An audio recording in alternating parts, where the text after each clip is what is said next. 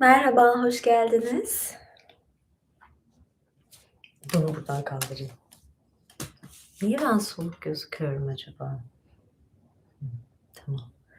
O burada dursun.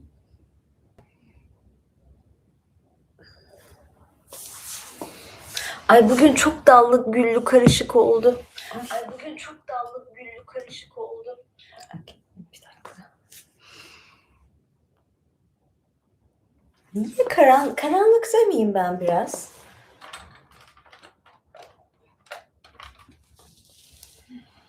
Şimdi daha iyi. Ya bazen tekrar tek tek bu ışıklarla şey yapmak, şuraya ayrı bir düzen yapacağım da bazen olmuyor. Resmi de kaldırdım çünkü, o da bazen, bölünmeye sebep oluyor. Aslında yayında çok karışık olmaması her zaman daha tercih edilesi bir durum. Bir baktım bilgisayarın şarjı bitiyor, az. Hemen şarja taktım. Öyle olunca yer ayarlaması daha da sıkıntı oluyor. Şöyle biraz bakayım. Takmam gerekiyor. Teşekkür ederim, bunları muhteşem dediniz.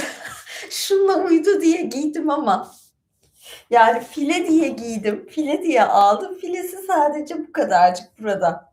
Yani buralar böyle karmakarışık. Ya eskiden bu çorapları nasıl severdim? Bayılırdım böyle çoraplara. Yani üniversitenin birinci, ikinci sınıfında falan böyle, şeydi, böyle hatırlıyorum, krem rengi, bunun gibi dantelli gibi bir kazak giymiştim boğazlı. Altına çok kısa yine bu minilikte siyah bir etek giymiştim. Altına da siyah böyle dantelden, full danteldi, böyle değildi. Yani bunun gibi karışık bir çorap giymiştim. Şey olmuştu o gün, Okan Bayülgen gelmişti konuk. Ben de en önde oturuyorum. Tabii çok dikkat çektim. Ha, sonra kaç defa, 3-4 defa kendisine konuk oldum ama yani daha, üniversite yıllarında da böyle bir şey vardı. Ben hep böyle şey çoraplara bayılıyordum o zamanlarda. O zaman da vardı. Yani hiçbir şey birden, başlamıyor. Bu arada mesela mikrofonumun da pili bitmiş durumdaydı. Yani geldim, yayın yapacağım değil mi? O kadar hazırlandım, kıyafet, okuyacağım şey falan hepsine hazırlık yapıyorum ama ne pil bitmiş. Bir tane değil, ikisini de doldurmam gerekiyor. Neyse bilgisayarın zaten, azalmadan doldurmuyordum. Onu fişe taktım falan ama ışıklar bazen iyi ayarlamak gerekiyor. Bugün böyle kırmızı siyah giyineyim derken kırmızılar sadece el ve ayak ojelerimde ve rujumda yer alıyor. Rujumda da galiba birazdan çıkacak, dudağımdan azalıyor.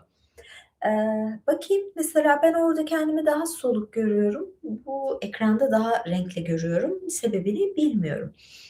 Evet, düzenlenecek bir şey var mı? Yani keşke şurada da filtre falan getirebilsem. Take off your heels. Okay. Zamanı gelince çıkar.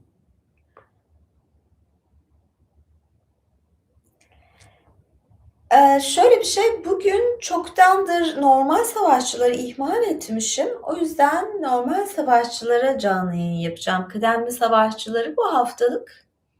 Ben onlara başka bir sürpriz yaparım. Bu hafta normal savaşçılara canlı yayın, sonra da imparatorlara canlı yayın olacak. Ay saç baş şey oldu. Ah. Bugün ne okuyorum? Biliyor musunuz? Viking masalı okuyorum. Bir kişi yorumlarda "Viking masalı okur musunuz?" dedi. Ya, ben bazen soruyorum, "Ne okuyayım, ne okuyayım, ne istersiniz?" Hiç yazan olmuyor ama böyle bu sefer, biri böyle şey yapınca, "A, Viking masalı okur musunuz?" deyince, "Tabii ki." dedim. Zaten kitabı da var. Hava da buna uygun. Neden olmasın? Çoktandır da okumuyordum. Güzel, bana da hatırlatma oldu.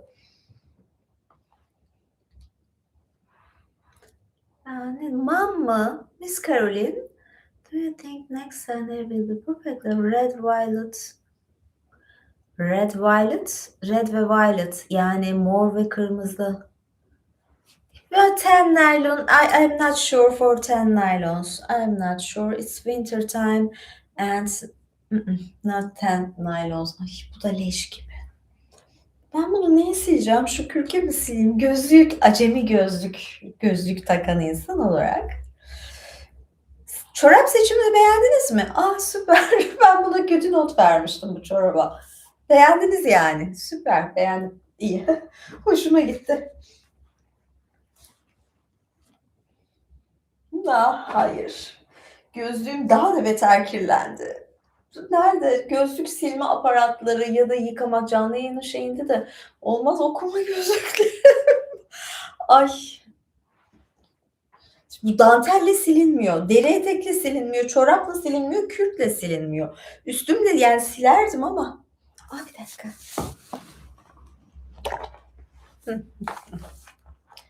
Evet, neyse. Önümde duruyormuş. Önümde duruyormuş ve görmedim. Evet. Lens de alayım da takayım. Belki lense şey de yaparım. Böyle bal rengi lens nasıl olur? Yeşil mi bal rengi mi? Böyle takayım mı lens, renkli lens? Kurt kadın gibi. Hı? Ne dersiniz? Witcher gibi böyle bal rengi göz olur mu? Ya en güzeli tabii ki benim kendi gözlerim ama hani böyle bir şey de olabilir, bir değişiklik. Belki bir uzun saçlar takarım, bal rengi gözler takarım. Ve peruk da takacağım önümüzdeki yayınlarda da. Dantel, teşekkür. Ya şu var da ya lens değişik her anda gözlük takmayayım diye. You love my dark outfit. Thank you. With white balls and dark outfit. Black. Black and white.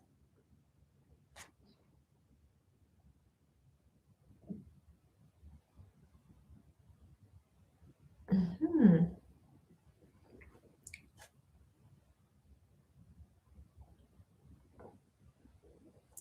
Teşekkür ederim. Bugün gotik günüm. Hani şeyler vardı ya, bir ara emo deniyordu. Neydi bir böyle şey tipler vardı, beyaz yüzlüydü, siyah saç, beyaz yüz. Ne deniyordu onlara ya? Ay bir akımdı. Hani böyle şeyde müzik falan ona göre şeyleri de vardı bunların ya. Canlı bu canlı. Ya bence de güzel de hani böyle şey olsun, değişiklik yoksa tabii ki orijinali yani benim. Hani Mercedes'i alıp ne renk aldıysan siyahsa siyahtır yani üstüne çok boyatmazsın. Sticker yapıştırmazsın yani. Tabii ki en güzeli benim göz rengim falan da hani çok şey takıyorum ya böyle gözlükle de bazen gözlerim gözükmüyor. Acaba diyorum. Yani mavi takacak değilim yani. Böyle gri takayım bir de siyah saç peruk takayım ne dersiniz?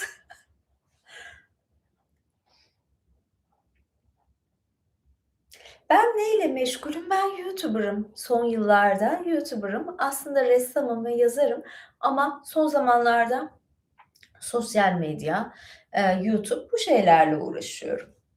Neyle meşgul diye sorulunca yani evet.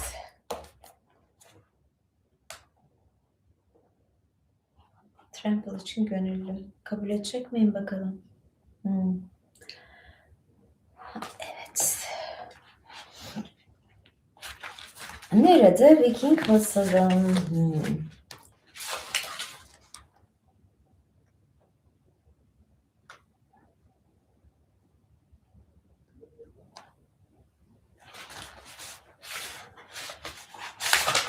Evet, Kral Howard. Şöyle Harold yani tabii canım. Kral Harold. Güzel saçlı. Şimdi Viking dizisinde böyle şey olmuştu. Ben de şaşırmıştım ya bu nasıl kral oldu falan diye ama gerçekten de Kral Harold varmış. Harold yani derlerdi. Hatırlıyor musunuz 80'lerde falan? Evet demek için Harold yani derdik biz çocuklar. Hatırlıyor musunuz? Harold. Harold. Ne diyeceğim? Kral. Harald diyelim. Harold yani.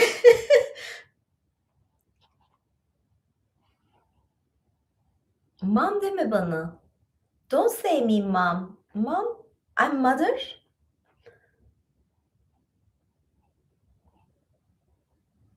Evet. Neyse ben başlayayım ya. Gayda'nın kibirli mesajı. Bir süre sonra Harald, adamlarının sürekli Kral Erik'in kızı Gayda ya da Gida hakkında konuştuklarını duyar olmuş.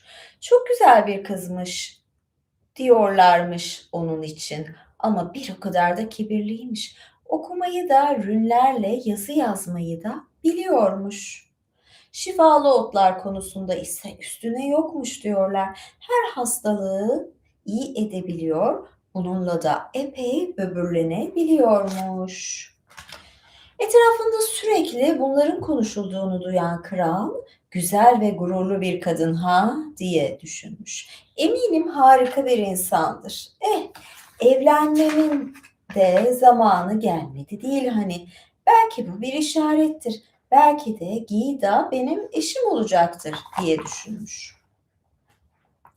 Kafasında bütün bu düşüncelerle amcası Gathorm'un yanına gidip amca yanına güzel hediyeler alıp Gida'nın süt babasına git ve Gida ile evlenmek istediğimi söyle. Gayda mı deseydim ben bunu?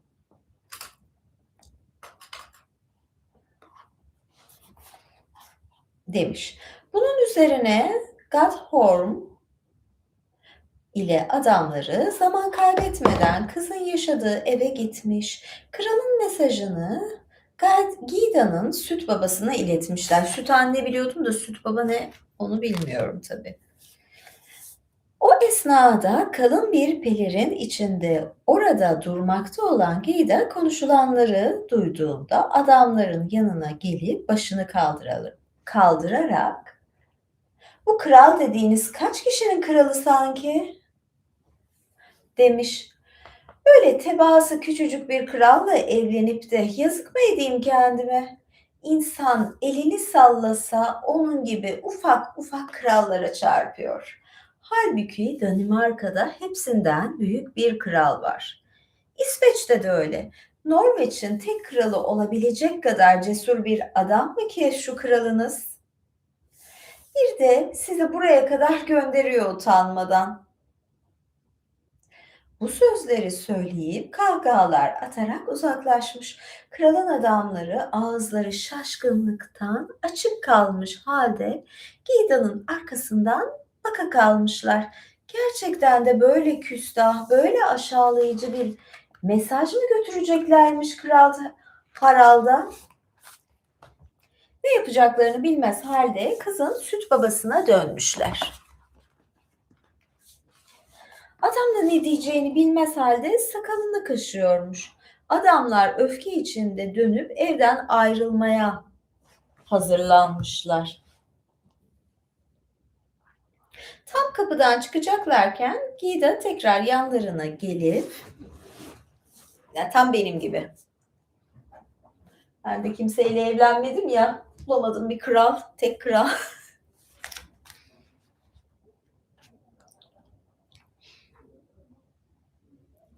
Gidin Kral Harald'a söyleyin, eğer bütün Norveç'i boyunduruğu altına alamazsa onunla hayatta evlenmem. Gathorm ile adamları geldikleri bütün yolu ellerinde hiçbir şey olmadan geri dönmek zorunda kalmışlar. Hiçbirinin ağzına bıçak açmıyormuş. En sonunda içlerinden biri, "Krala nasıl söyleriz Gayda'nın dediklerini?" demişler. Gida'nın dediklerini, öyle diyelim hadi.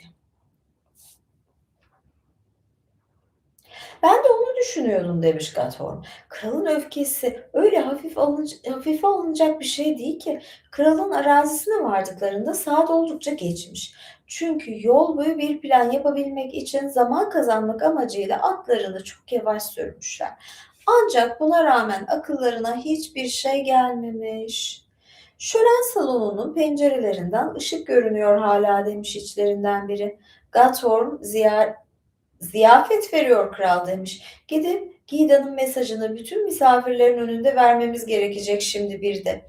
Yüreklerinde bir ağırlıkla çaresiz içeri girmişler. Kral Harald yüksekteki koltuğunda oturuyormuş. İki yanındaki oturaklar insanlarla doluymuş. Yemekler yenmiş, sofralar toplanmış, içki servis ediliyormuş. Ah işte diye bağırmış kral adamlarını görünce. Kulaklarımız geri dönmüş. Bize ne haberler getirdiniz bakalım. Evet. Gatorm bu söz üzerine bu Gida dedikleri kız gerçekten de epey cesur. Bir o kadar da küstah Kral Harald demiş. Söylediklerini size iletmeye dilim varmıyor inanın bana. Kral ayağını yere vurmuş. Ne demek dilin varmıyor?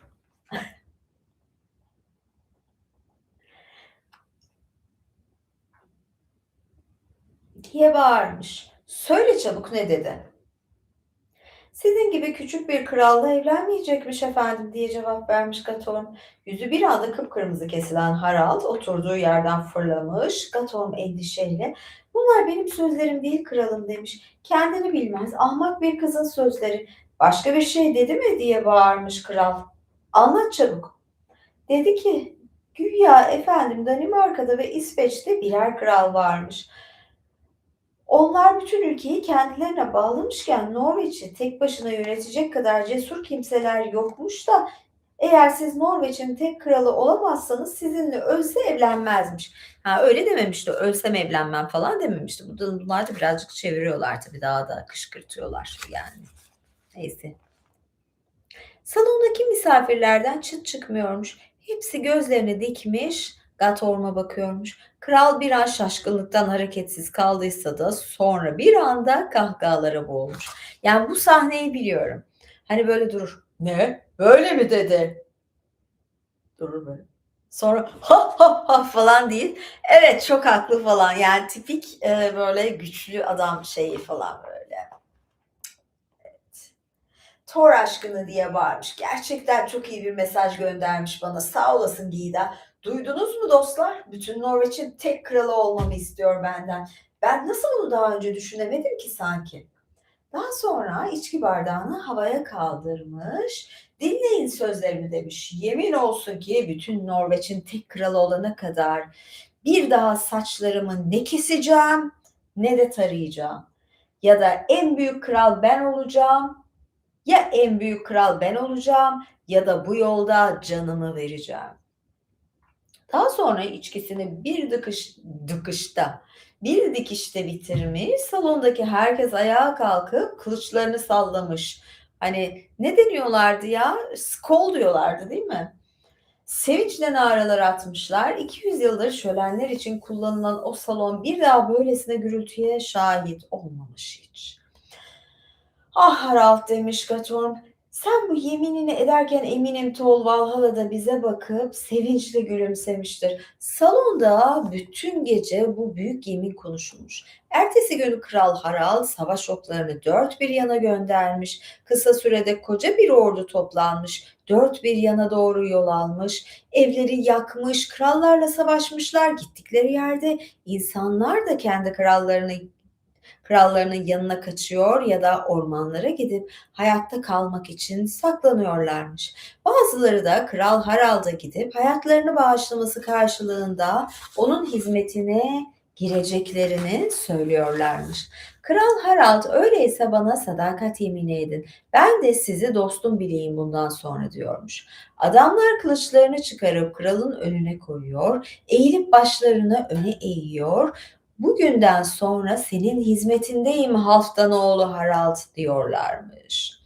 Savaşta senin yanında olacağım, topraklarım için sana vergi ödeyeceğim, seni kralım bilecek, sana sadık olacağım. Bunun üzerine Harald, bundan sonra kralım benim ve ben de sana sadık olacağım diyormuş. Harald'ın dört bir yana yaptığı akınlar sırasında birçok kral ve binlerce başka insan ona bu yeminini etmiş. Harald girdiği savaşların birinde bile kaybetmemiş. Bütün bu süre boyunca kralın saçı asla kesilmediği ve taranmadığı için kafasında gitgide büyüyen sarı renkli bir çalılık gibi görülmeye başlamış. Bir gün şölen esnasında içkiler içilip sohbet edilirken Harald'ın amcası yanına yaklaşarak "Harald, sana yeni bir isim vereceğim." demiş. "Bundan sonra sana çalı kafalı Harald diyecekler. İsim hediyem olarak da bu içki bardağını kabul et." Ha ha ha. Çok güzel isimmiş gerçekten diye gülmüş adamlar. O günden sonra insanlar krala çalı kafalı Harald diye seslenmişler. Güzel saçlı Harald diyorlardı. Fine haired falan böyle hatırlarsanız Vikinglerde. Bu savaşlar esnasında Kral Harald ne zaman bir ülkeyi ele geçirirse insanların yaşamadığı bataklık ve ormanlık araziler bana aittir. Çiftliği, toprağı olan herkes de bana vergi ödeyecek diyormuş. Gittiği her ülkenin başına cesur, bilge bir adam koyuyor, bunlara kont rütbesi veriyormuş. Kontlarına verdiği emirler hep aynıymış. Bulunduğunuz yerlerde vergileri toplayacak, bunları bana getireceksiniz. Bir kısmını da kendi emeğinizin karşılığı olarak alacaksınız. Hırsızlık yapan, cinayet işleyen ya da başka suçlara karışan kim olursa acımadan cezalandıracaksınız. Yani şey yapıyorlar işte bir tür mafya yani o zamanın ama devlet işte yani hani devletlerin ilk kurulmaları böyle yani haraç kesiyorlar aslında vergi diyorlar haraç kesiyorlar ben sizin güvenliğinizi sağlayacağım orada suç işleyenlere karşı benim şeyim kanunum geçerli olacak her türlü nizamı getireceğim falan ve siz de bana vergi vereceksiniz. İnsanlar dara düştüklerinde size gelecekler. Doğru olan ne ise yapacaksınız. Sorumlusu olduğunuz bölgelerde huzuru, düzeni sağlayacaksınız. Kontlar kralın emirlerini yerine getirmek için ellerinden gelen her şeyi yapıyorlarmış. Gayet de başarılı olmuşlar bu işte. Sonuçta güçlü, bilge adamlarmış. Çiftçiler de gayet mutluymuş. Artık çiftliklerimizde rahat rahat çalışıyoruz diyorlarmış. Kral Harald gelmeden önce başımıza bir sürü iş geliyordu. Vikingler akın akın geliyor, elimizde altın, tahıl ne varsa alıyor, evlerimizi yıkıyorlardı. Ya bir dakika Vikingler zaten bunlar değil mi? Norveç devleti falan deniyor da Vikingsiniz siz zaten. Yani bir de bunlar yani bunu çok anlamadım gerçekten. Danimarka, İsveç Danlar mı acaba? Viking diye Danları mı sayıyorlar? Bakayım şöyle yorumlara. Skol değil mi? Skol.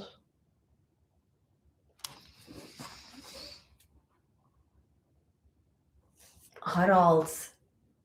Ya ben yani kraliçe ya da prenses Caroline tabii ki ben olacağım yani. Benim olmam lazım. Siz de benim tebaam olursunuz. Ben sizden fazla vergi de almam. Ha, vergi falan istemiyorum. Hediyeler getirebilirsiniz. Bunu kabul ediyorum. Bu kadar.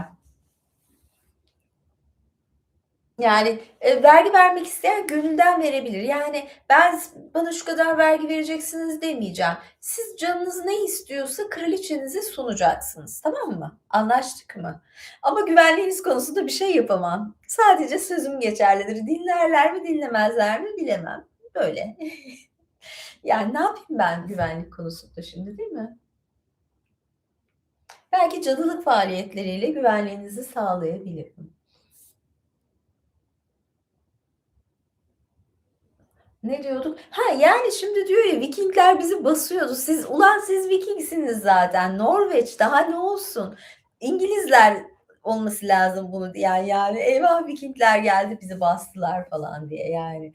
Hani Danimarkalıları diyorsa hepiniz aynısınız. Danimarka, İsveç, Norveç yani ne farkı var bunların? Ya ben yapacağım canım yani. Cadılıkla, dileklerle. Ya Viking hepsinin adı da yani Norveç'in ay şey yapacaksın nasıl olacak falan yani. Çünkü bunlar asıl akın akın İngiltere'ye gidiyordu. İngiltere bunlardan çekiyordu da işte şey oldu sonra. Yani. Bakayım az kaldı orayı da okuyayım da.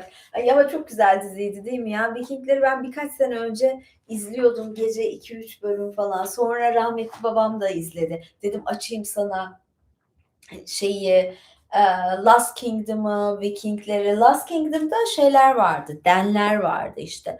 Yani orada Danimarkalılar, denler İngiltere'ye gidiyordu.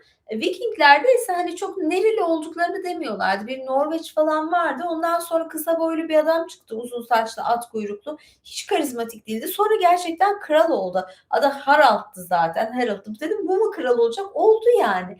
Gerçekten de aslında burada biraz böyle kralla dalga geçildiğini de gösteriyor. Dizide de öyleydi. Yani demek ki anlatılarda, yazılarda çok da şey değil yani hani Norveç'in kralı olmuş zaten orada kral oluyor da kral olmuş ama yani hasbelkader kral. Çok da saygı duymuyorlar. Ama tabii bunlarda hiç Ragnar'dan falan bahsetmiyor. Hani Ragnar'ın oğulları falan. Ama şey de çok güzeldi. Last Kingdom'da çok güzeldi ya. Yani oradaki başrol oyuncusunu da çok beğeniyordum. Yani tam benim tipi çok tatlı ki uzun saçlı erkek sevmem. Yani söylüyorum burada hani benle ilgili kişisel bir bilgi merak ediyorsanız uzun saçlı erkek sevmem. Sakal sevmem. Ha bazen tarz bir sakal falan bir şey olabilir. Tamam. Ama uzun saçlı erkek sevmem ama orada mesela şey yapmıştım ama şuralarını falan böyle kazınmıştı buralar şeydi yani. Ben şey severim yani böyle tıraşlı, sinek kaydı, kısa saçlı falan böyle asker gibi adam seviyorum. Ay nerede kaldık? Dur Vikinglerden koruyordunuz. Çok yaşayın kralım deyip vergiye bağlamışlardı bunları. Haraca kesecekler.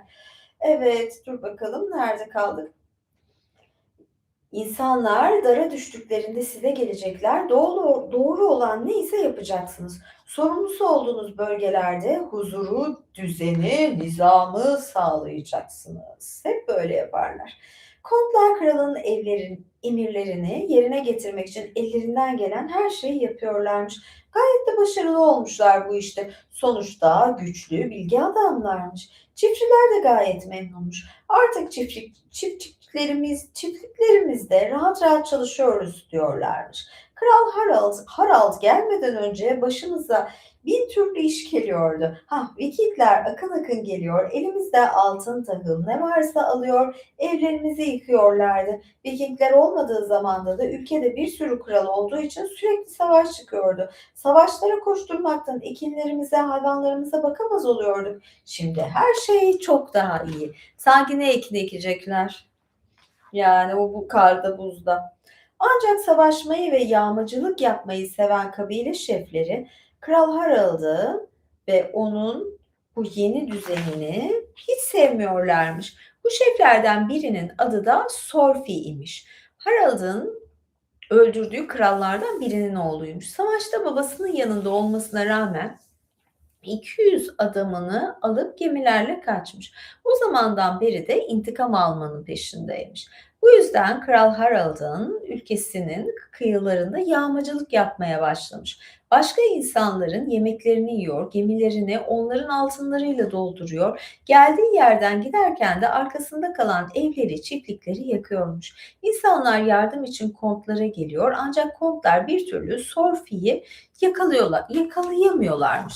Sophie diyesim geldi buna da.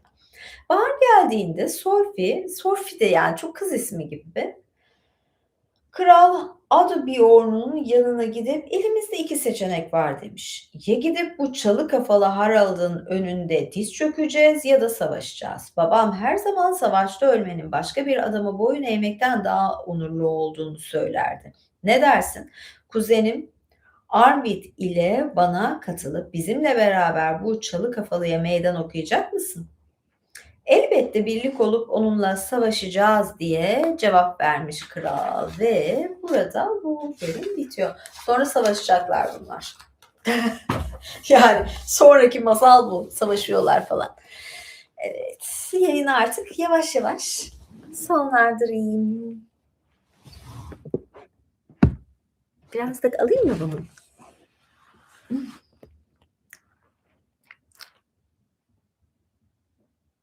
Ay şurası şey. Ya burada da buna bakınca insan sağını solunu karıştırıyor.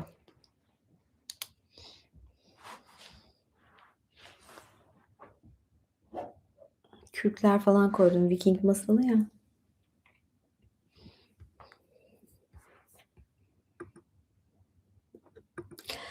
Yayından sonra uzun zamandır savaşçılara canlı yayın yapmadım.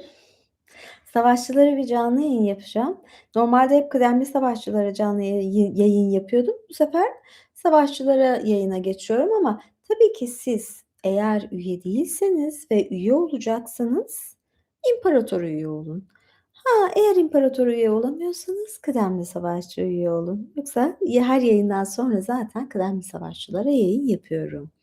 Sonra da imparatorlara. Görüşmek üzere diyorum herkese. İyi geceler diliyorum. Takip etmeyi, beğenmeyi, yorum yapmayı unutmayın. Görüşmek üzere. Hafta içi çok güzel bir müze gezmesi videosu geliyor. Bunların benim için ayrı önemi var. Görüşürüz. Hoşça kalın. İyi geceler. Öptüm. Bay bay.